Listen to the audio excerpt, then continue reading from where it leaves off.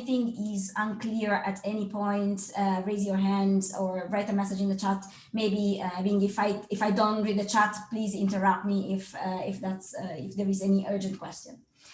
So as being said, I'm Annalisa Gentile. I work in IBM research.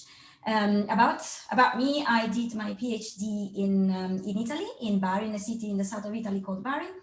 And I worked in information extraction, natural language processing, and so on.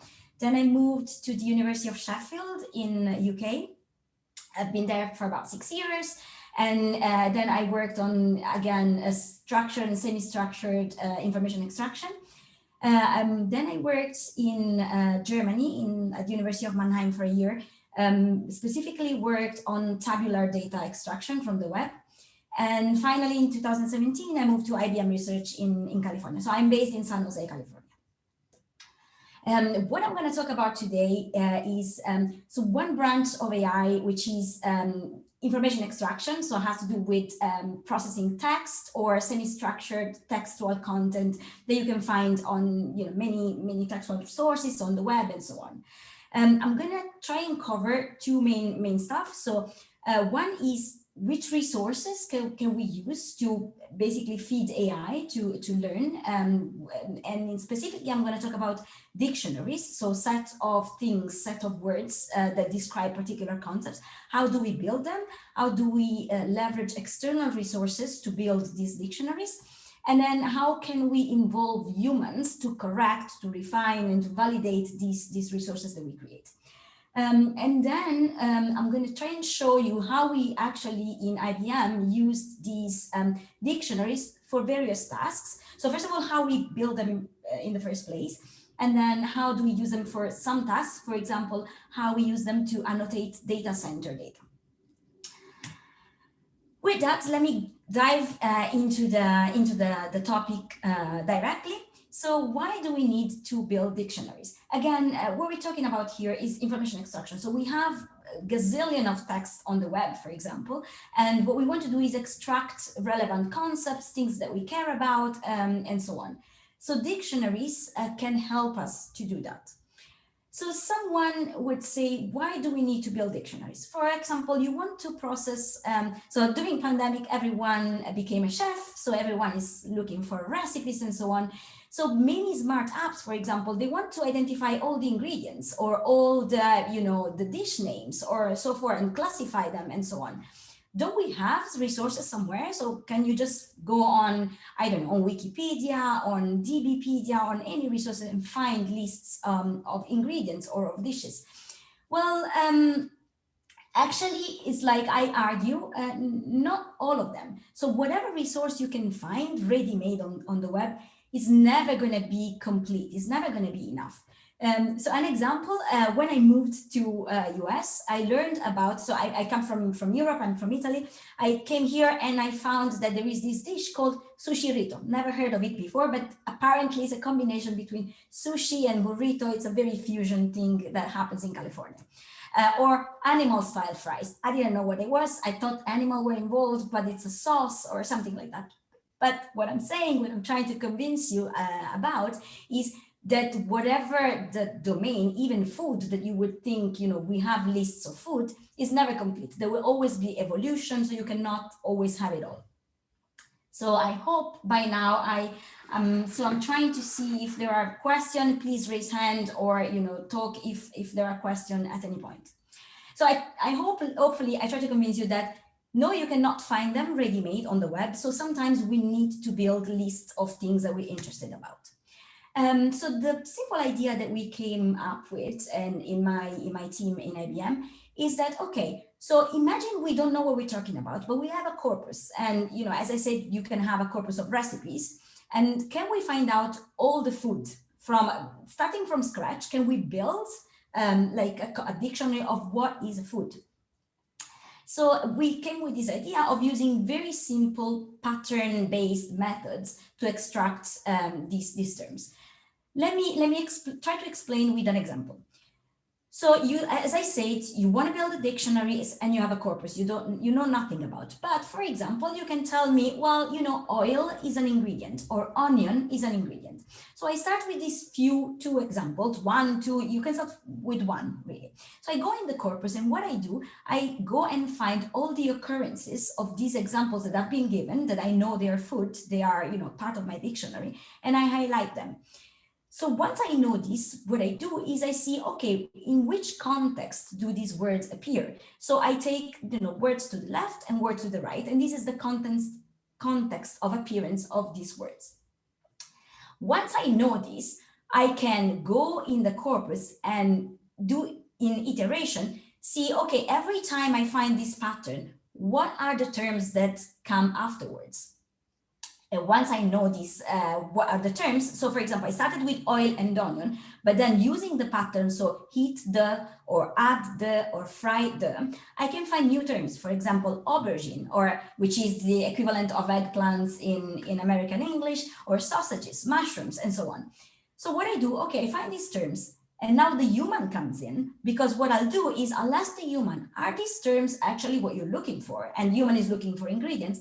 And when the expert, the subject matter expert tells me yes, I can add these to my dictionaries. So once these terms have been validated, I can do this process again and again and again and find new patterns, new contexts of appearance, and keep going until I build a list of terms that are in my dictionaries. This seems very, very easy, but it's extremely powerful. So starting with a few seeds, you can actually generate, and having a cohesive corpus, so a corpus that is talking about the concept that you want to extract.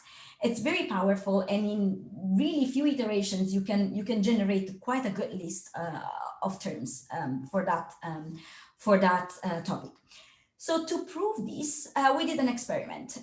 We started, obviously when you want to do an experiment, you want to get like corpus that contains correct terms and so on. So what we did is we used, so in the European Union, there is an agency that collects all drug information. So you have pamphlets, these description of the drug that are translated in all the language of the European Union, and they are collected, that they are maintained on a website.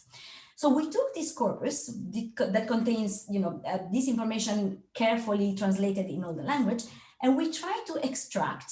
So we started from scratch, and we tried to extract, okay, can we recreate list of drugs starting just from the corpus, with knowing anything? We're not experts, we're not pharmaceutical experts and so on. Can we do it? So we selected 4 languages, and the language has been selected. So the people in the team, we're from different background, and we know how to speak several languages. So we had someone speaking Italian, that was myself, someone speaking German, English, of course, everyone in the team does, and someone speaking Spanish. So we did the experiment, so we had some experts to validate the results. Very surprisingly, we started with one word. So we started with this drug, which is called ibersartan, in all the 4 languages. And the curves here, so in the graph, you can see the curve says how many terms, how many new drugs we add at each iteration. So doing this process of extracting the context, taking the new drug, and then asking the human to validate, is this a drug or not? This is the curve, and you can see, of course, the corpus are translated and they're identical, but you can see that basically we extract new terms exactly at the same rate in all the languages. So this is telling us that this very simple method is very robust, regardless of what the language is. So only using the words, without knowing what the word mean, only using context to the left and to the right, and extracting seeds, is a very powerful way to extract terms of a certain concept. So this curve here is like using one seed to start. Then we did another experiment. I don't know if you guys are familiar, but it's like there are many resources online that are, so for example, Wikipedia is a good source, right? You can find a description of drugs on Wikipedia. In the same way, there are more structured data. For example, DBpedia is a structured version of Wikipedia that you can query with some query language, which is very similar to SQL. There is Wikidata, but there are also many other stable resources. For example, there is RxNorm. There are many resources where you can find name of drugs. So we said, okay, what if we already have some resources and we start with more than one seed? Do we go faster? So we use DBpedia, which is very simple to query and to use, and we selected 20% of the drugs that were available on DBpedia. And then we use this method to see, okay, can we recreate all the missing ones using this method? And actually, yes. And you can see that, again, the learning curve, like the number of new terms that get added at each iteration, is pretty similar in all the languages. And it doesn't matter which seeds you start from, the method will be pretty robust and will extract pretty much at the same learning rate. The difference, so in this graph, what you can see is like, well, the difference, of course, if you start with more than one seed, then you will learn faster. But eventually, if on the x-axis, you can see the number of iteration. So at 25 iteration, we pretty much reach the same number of terms in the dictionary. If you're interested in details, I can afterwards give you links of additional material and so on. Just a few numbers. Again, we did the same. So this is like on a very clear corpus. So this is like a medical corpus, all translated perfectly. But we did the same experiment with Twitter data, and actually a very simple one. We said, okay, can we extract color names from Twitter? So what we did, we selected 2 weeks of tweets from the Twitter stream, and we tried to extract color names from the same 4 languages from the Twitter stream. And we we did a comparison with other methods. So there are other methods that do kind of the same. So they construct dictionaries or they extract entities from text, and we did a comparison. It's the very interesting thing is that with this method, you can actually pick up many terms that are not standard terms. So we came up with, for example, a color, which is not really a color, like azulgrana in Spanish, which is actually the colors of, I want to say Real Madrid or Barcelona. I don't remember. Sorry, I'm not very good at that. But it's a combination of 2 colors, the blue and the red. But it's like the method doesn't know much about colors, but understand that that is a kind of a color. Or they were, because those 2 weeks of tweets were when the new iPhone came out, and there was new color, which was space gray. So the method actually picked up space gray as a color, which you wouldn't find in an official list of color in any dictionary. So that's the interesting anecdote. So by now, I hope I convinced you that whatever resource you have, a dictionary, is never going to be enough, because new business are going to come up, people are going to find new ways of describing things and so on. So you always want a method that can keep up to date with the new terms. One thing though is like, so a word of caution: once you use this method, you might pick up terms that are actually a bit ambiguous. They're spurious because if you're using external resources and so on, you can bring in methods, terms that are not necessarily what you want. So an example, I mentioned before, and again, I don't know how many of you are familiar with DBpedia, but it's basically a structured representation of Wikipedia. And what it gives you is types for things. So when I was doing my experiment with food, I did a query. I was like, give me all the foods that you have on DBpedia, which is also Wikipedia. Now, if you do that query, sometimes you can have things that have been mistyped. So for example, the word dat in DBpedia has been typed as a food. So obviously, imagine if you're building a dictionary and you bring in dat in your dictionary, and then you use this in AI, and then everything whenever dat appears that is tagged as a food, that's not what you want. So we figure out, okay, if we're using external resources and bring them in for building dictionaries, we have to be extremely careful and make sure that we identify this spurious item so that we don't want to have a drift on concepts that are completely not belonging to what we're looking for. Same things, like another anecdote is like Internet Explorer, when we were building dictionaries for name of software, we couldn't find Internet Explorer. We thought it should be there. And then we found out that it's typed as a television show. Now, one can argue Internet Explorer might be also a television show, but in this case, it was missed because it was mistyped. So you have to be careful about these things. So we came up with a method to identify. So when we do this context, this extraction of items, we came up with this method to identify if some of these items might be a bit ambiguous. So we have to be careful about. So the idea here is like, as I mentioned before, what we actually use for the extraction is the context. So it's words to the left and words to the right of items. So we came with this idea that some extraction patterns are more robust than others. What do we mean with that? So let's go back to the very toy example, which is building a dictionary of food. So we want, if I have like apple and banana as my seeds, I start with a very small dictionary of food, which is apple and banana. Some extraction pattern, for example, I ate apple for breakfast, is going to be very robust for extracting food because things that you eat are usually food. But things like I invest in Apple stock, if we use that as an extraction pattern, that is going to bring things like I invest in Google stock or other things that are actually not food. So how do we differentiate between these type of patterns? So the idea is that when a pattern is robust, so it will extract things from them that belong actually to the dictionary, our intuition is that will extract not only new terms, but only terms that are already in the dictionary. So it's like when I encounter this pattern, many times there will be seeds that I have already in the dictionaries.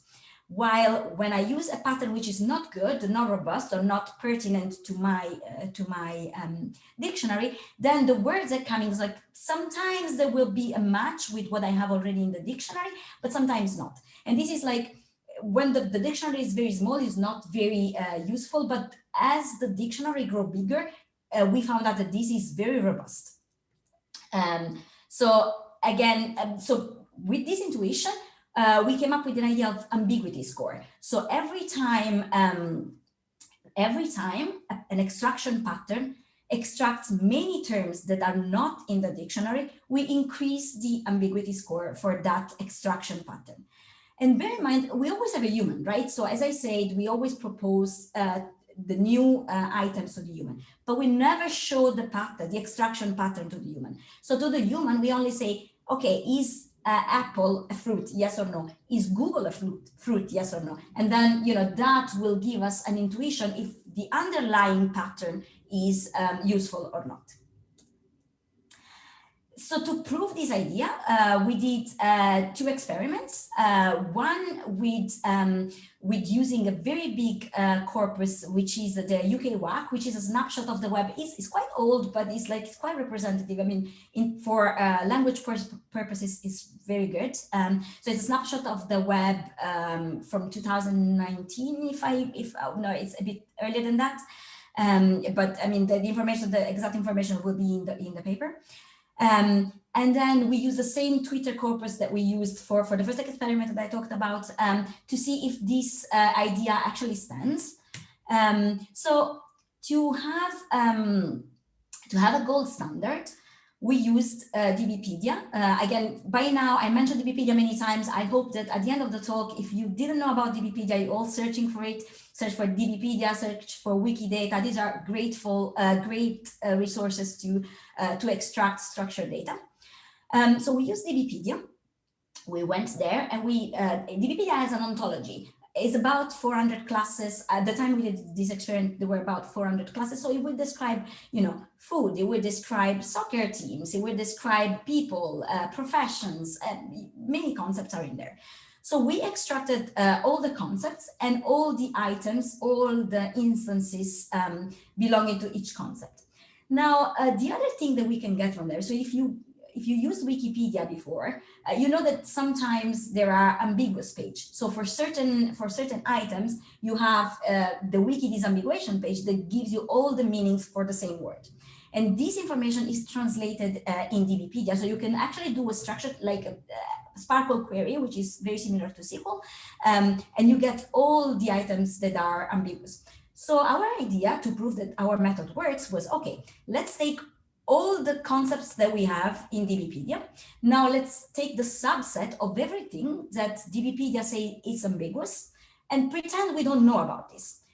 Can we recreate this information? So when we use our methods and we create dictionaries, can we find out actually that these terms are ambiguous? Well, the answer is yes. So if you see this axis, so what we do is, like, we use this ambiguity score that I talked about to rank all the dictionary items that we extract by ambiguity. So our top term will be the most ambiguous one. So for example, when we're doing food, well, that word that should be tagged as very ambiguous because it's not a food. Or things like apple should be fairly ambiguous because it can be something else, not just the fruit apple. So ranking the top 100 ambiguous words, and then if we go and check, is this marked as ambiguous in DBpedia? Yes or no? Now you can see that the first, the accuracy at, at the top ranked one is very high, it's 95%. So this very simple method of just looking at the extraction patterns is very useful to identify ambiguous terms. So what do we do with this? Do we exclude them? Well, it doesn't, not necessarily. So all we do is we use this information and we show it to the human. So imagine you're doing, you want to pay for an ad. So you pay for keywords, right? So whenever a user search for apple, you want to show a certain ad. But if you're selling the fruit apple, you want to make sure that those people are actually, buying the fruit and not something else. So in that case, do you want to pay for the ad if the word is very ambiguous? Maybe not. In other cases, it might be fine to just contain, for the dictionary to have ambiguous word. So we leave this information there, and depending on the downstream application, we can, the user can decide if they want to have these terms or not. So by now, what we have a dictionary. So again, we went on to an example of food, but you can do this for many, many things. And actually, internally in IBM, we use this method to build a dictionary of software names. So we have this, and now what do we do with dictionary? I'm going to show you an example of how we use dictionaries actually to do distant supervision. So let me first of all talk about a task. So in IBM, sometimes some of the teams working in IBM have the task of relocating data centers. So this relocation can be of different natures. So it can be like someone needs to physically relocate, switch off a data center and move it somewhere else. Or it can be that some companies need to switch to the cloud. So they have a physical data center and they want to move everything to the cloud, or hybrid of these things. So some of our teams sometimes are tasked to do this operation, which is very, very complicated because the number of machines in data center is humongous sometimes. And the problem here is that you really want to minimize and actually avoid completely all the down, failure. So you don't want any application to be completely down during a migration. If it's down, it needs to be advertised, known, and everything should be, especially, for example, if you're working with healthcare application or banks or so on, you want really no downtime. So how do we help our, the team of experts that is doing this migration? They need to understand what's in the data center, because you would hope that everything is nicely collected and structured, but we deal with very diverse industries, and not everyone catalogs information in the same way. Sometimes we don't have much information. Sometimes everything is collected in spreadsheets. The scenario are very different. So what we do is we pretend we know nothing. So what if we know nothing? We only have the machines. And we want to understand what's running on each node. So a node can be a computer, can be like something in the cloud, but every node in the data center, we want to understand what's running on that. So what we have, actually, we can get graph-based data. So given the data center, we can just monitor all the connections, see incoming and outgoing connection, which ports are open. So we can build a graph. It's not straightforward, but it's not particularly difficult. But what we can use as well is external knowledge, because sometimes we know the connection, but we don't really know what's running on a machine. And it's many software are homegrown, so it's not very easy to understand what's going on. And we did a couple of experiments. The ones that I'm going to talk about in the next 10 minutes or so is a data center from US. I'm not going to say names of the clients, but it's like one is a US financial institution, and the other one is a Canadian healthcare organization. So we were analyzing their data center data. So as I said, we can collect information about what's going on, the connection, who is talking to who, the processes running, process numbers. Every process has ID. We can get the log files, so we can actually tap into the machine and extract all the log data that we can from the machine. What we don't know is actually, we don't have a catalog that says, okay, machine number 1 is running the database, or machine number 2 is running the healthcare records application. We don't have that information, not always. Sometimes we do, but most time we don't. And that's what we want to recreate. So how do we do this? So our idea is, okay, we can create a dictionary of software. So names of which software these data centers. So financial institution will have a certain type of software. Healthcare will have a different type of software. Some of them will be shared, but might be slightly different. And we can collect logs from machines. So our idea is, okay, let's take the log. Let's take the name of the software, and now let's try to somehow use distant supervision to create initial annotations. Okay, this machine is probably running Internet Explorer. This machine is probably running Oracle DB, and so on. Then we ask subject matter expert, which are our expert from the teams that do the relocation, to validate these annotations that have been created basically automatically just by matching the logs and the dictionary. And then we use this information, this validated data, that now is training data, to actually learn classification models, and then try to create like a picture of the data center. How do we collect the data? So we run a collection script. So what we do is we don't need to run this on all the nodes in the data center. We take like 10-20% of the nodes, and we deploy a script. And the scripts run for 15 minutes every 2 hours, taking a snapshot. So we basically collect a lot of log information. Every 15 minutes, for 15 minutes, every 2 hours, and we leave it running for 2 weeks on this 10-20% of the node.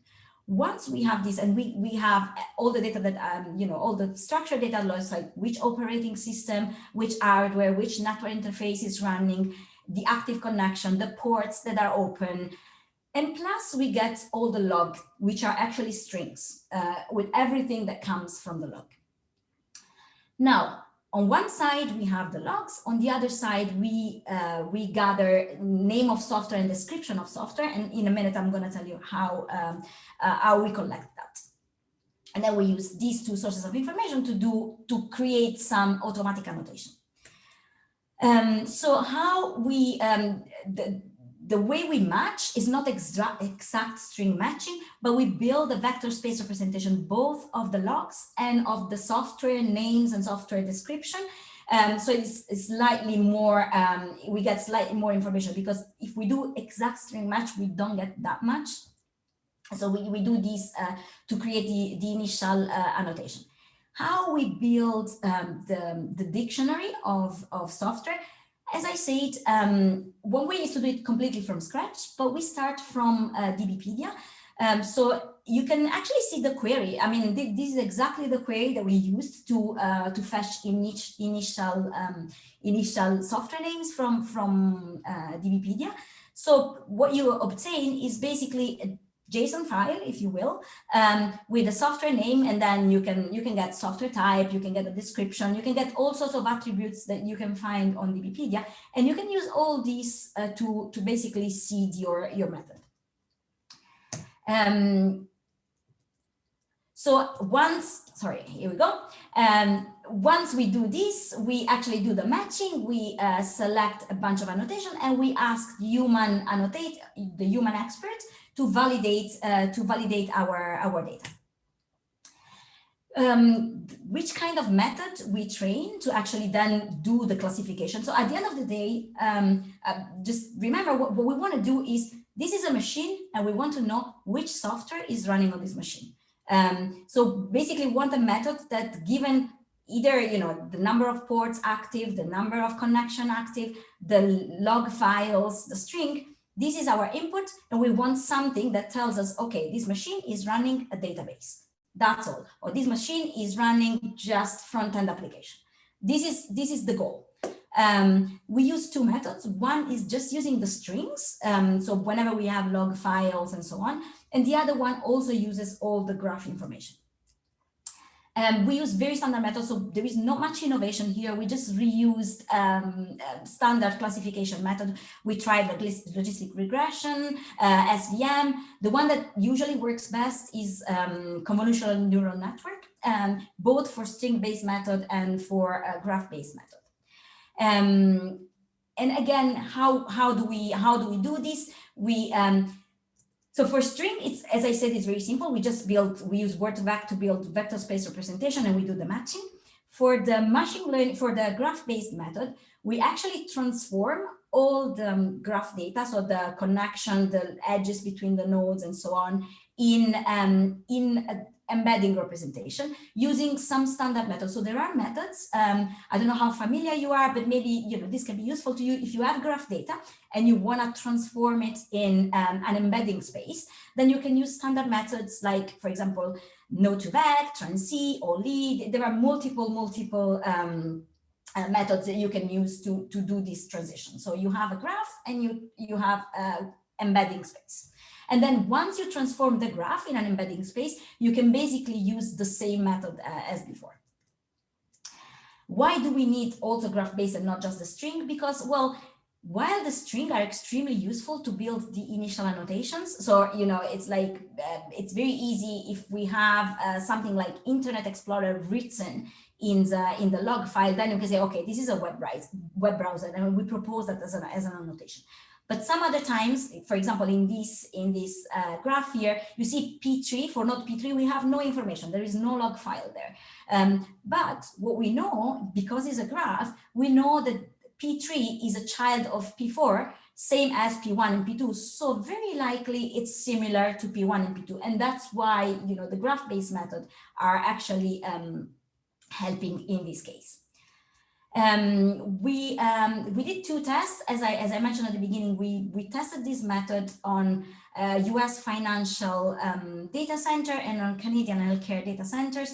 And the number, I mean, these are the stats about how many running processes. There's more than a million running processes for the US financial, and a bit less for the healthcare. But these are big data. And what we do is we started with a dictionary built from DBpedia, which has nearly 30K software names. We use this distance supervision method, so doing string matching, not exact string matching, but based on string similarity to create the initial annotation. And at the end of the day, we retain 632 tags that our subject matter expert says, okay, these are the software that we're interested about. And then, at the end of the day, we use these to create like software that are really, really important for our subject matter expert when they have to do the migration. And we came up with, a solid dictionary of things that we're looking for. Let me skip, in the interest of time, and I'm just gonna skip the part about the experiments and how we validated this. But if you're interested, All this information I can, give you links afterwards. What I wanted to show you is like, this is actually a snapshot of the actually front end application that we built for Datacenter. So you can see all these little dots are actually node in the Datacenter, and when you click on each dot, it will give you information of what's running on the node. It will highlight all the connection that this node has, and so forth. And then you can do queries. So with this process, you see on the right-hand side, these are semantic tags. So for example, there is an image formatter, that's the name of a software, or web browser, or data analytics. These are all name of software that have been added to the data center thanks to this procedure that we did. So these things were not available before. So now, when they have to do the migration, they can actually do a query, a structured query, say, okay, I want to know where the pharmacy services, which nodes are running pharmacy services.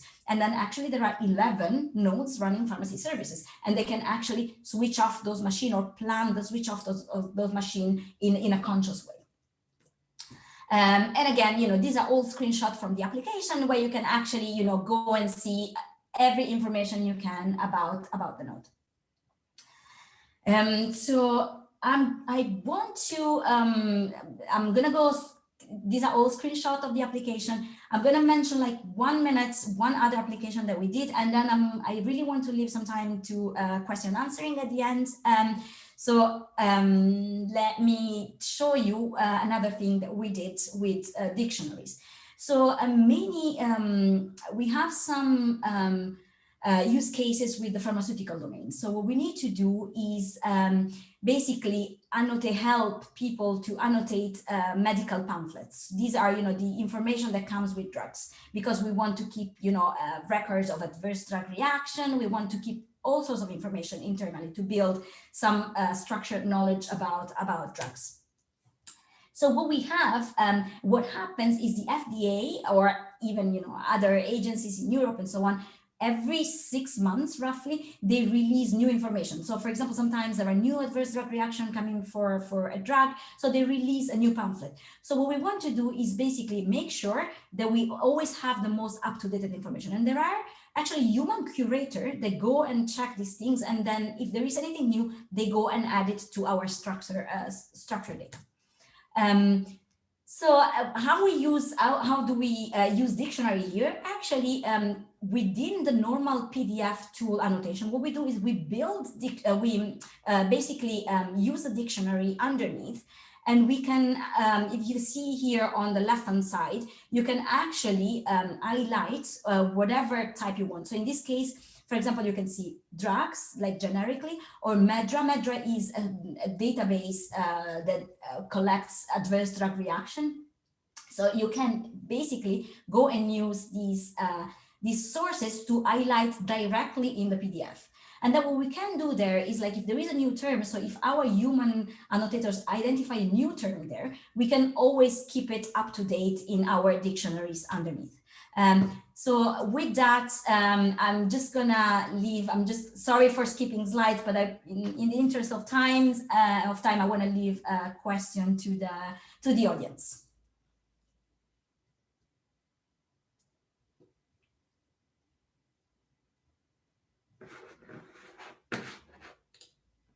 And I'm not sure, Bing, if I'm if I'm able to unmute people, or you are unmuting people. I think we have some questions in the chat first, and if you can see them.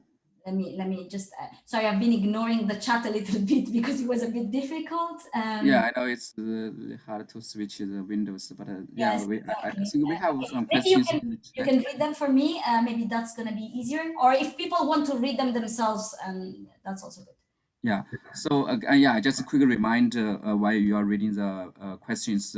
Feel free to post your questions in the chat.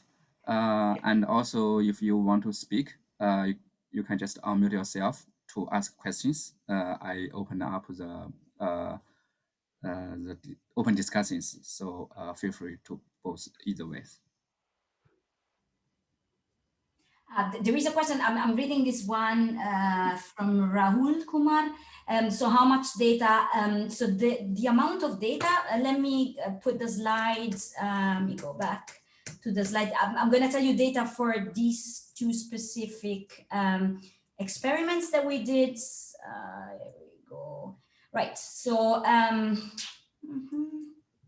here. So for the US financial, there are 2,000, so this is 2 weeks, as I said, with that script, and it's nearly 2,500 hosts. These are the one that we run the script in or on. So this is the 10%. And from this, we can discover nearly 25K other nodes simply by, just taking the connection. It's like whenever there is a connection is logged. So we can infer those. And the number of running processes is like it's more than 1 million. Is it enough? Yes, we have to say it's enough. Anecdotally, they discovered things. It's like once they use this software, they discovered things that they didn't know about, or they discovered attacks and stuff. So far, of course, it's not going to be comprehensive, but that's not what you're looking for. As long as you identify which machines are the keys, and key machine will actually pop up. So it is enough.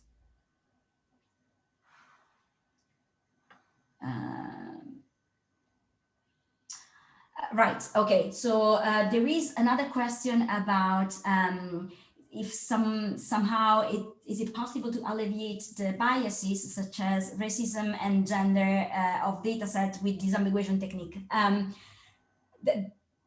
The answer is I don't know. In the sense, it's like I didn't test it. We only tested this in very kind of, I would say no domain is really neutral, but the kind of tests that we did is drugs, software, colors, all this food. So it's very like, we think there is not much of that in this kind of data. So I don't know if those technique could help, but I think that's a very interesting question. And maybe, I'll look into that. Maybe so, but I don't know the answer. What happens if there are errors in the human validation process? For example, when someone identifies a drug that is not really a drug, then the trusted data becomes dirty data. True. So when we did actually the medical experiment, our subject matter expert were actually doctors, because so in IBM we have medical doctors in the team. So in general, we try to minimize that, but there is always controversy. So while, for example, drug is not that, you can miss one, or you can say something is a drug and it's not really a drug. It's okay. I mean, you might bring something in and then you have to deal, you might use, for example, spurious disambiguation technique or ambiguity technique to identify, okay, maybe this word, even if the subject matter expert identified this word as a drug, it's very ambiguous, so it's not really a drug. So maybe you could use those techniques. But for other domains, like even adverse drug reaction, it was kind of controversial. It's like certain things were considered adverse drug, even between doctors, they could not really always agree and so on. So it's something you always have to deal with. And so far, we don't take that step. So whatever the human says, it's valid. We don't question it so far. We didn't do anything about it so far. What's the window size for the words? It's 6. So 6 to the left and 6 to the right. That we try different. So the thing there is you don't want it too short, because otherwise you get too much, and not even too big because you don't get enough. And 6 was a good, we did a couple of experiments, and it was, computationally speaking, it was a good size so that we could brute force collect all the data pretty much. Then any open source tool for these tasks. When you're talking tasks, so tasks in general is like for building resources, for example, like data resources, I would totally recommend Wikidata, like as very generic open domain data sets, like Wikidata, DBpedia, of course. And then if you search for the linked open data cloud, if you're really interested in specific domains, linked open data cloud collects a lot of open data, which is structured open data on various domains, and they're all tagged by domain. It's like, sometimes it can be cumbersome to look for it, but you can really drill down on many domains, publishing, healthcare, a lot of different domains. So that's another one. That's in terms for data. For graph, many of the graph embedding techniques that I talked about, many of them are completely open source. Again, I will give you probably the links to the paper, and you will find a lot of information and links on where to find things. But these graph embedding methods, they're pretty much all open source. You can find them on GitHub. The software that I talked about, they are proprietary. So these are not even products. This is like, so I work for IBM Research. So these are not standard products. These are things that we do internally for research. They're not commercialized, not open, not yet. I can't say more about that. How much accuracy? Depending on the task. So for example, for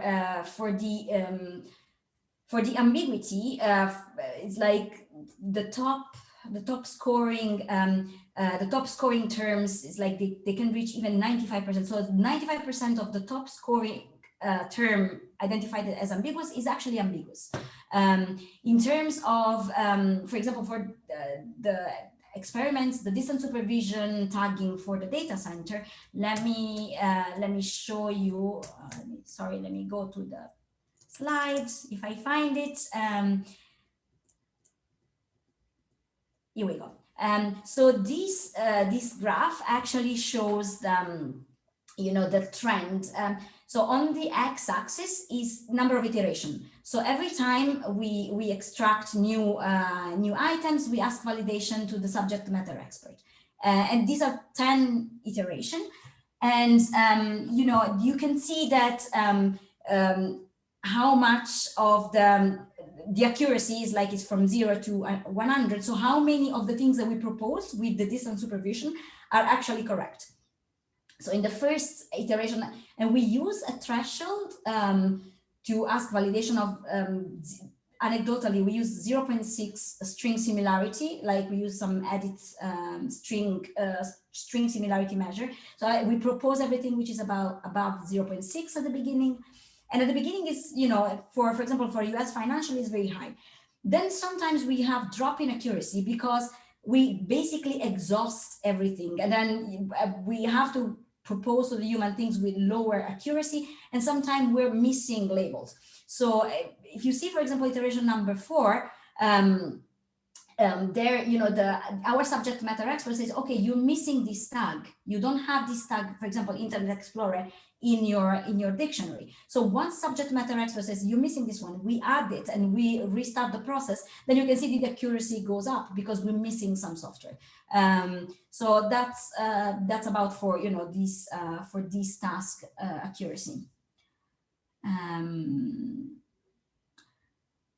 no, let me see what other. So we didn't try. We didn't try RNN, so we only use CNN, simply because it from the state of the art and talking about strings, it was the one performing achieving state of the art result. But again, here we didn't do like an extensive evaluation because our goal was not really understanding which neural net was working the best. It was more proving that this technique of doing distance supervision and then using the string and the graph works. And we didn't really investigate too much about it, as long as we were able to, and we were pretty happy with the CNN. So if you can see the CNN, like the F score is nearly 90%, which was enough. I mean, for this task of identify, we don't need complete representation. So for us was enough. So we didn't investigate more than that. I don't know if I am any advices on how to get started in the field.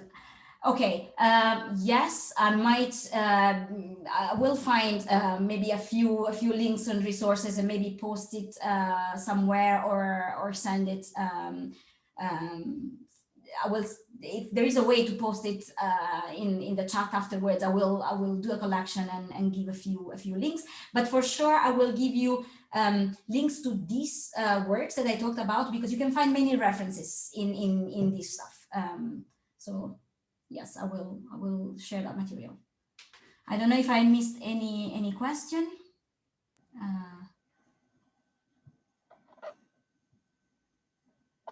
I think I covered all of them. Just please raise your hand if I didn't answer your question. Yeah, great. So for the resources, the books, the links you mentioned about, you can send to me. I can share to our attendees after. Okay, awesome. We have another questions coming. Why is the score of TransCCNN so low? I don't know specifically, but let me come back to you. But it's like the thing is, like, these methods are basically creating a graph representation, so they might be missing some information. I don't recall necessarily the reason for it, but I will find out. I mean, I will also ask my co-authors, because I didn't, obviously, it's like one word is like, obviously I didn't do all this work by myself. There are many people who participated in this work. And, if you see in the resources that are linked there, there are many of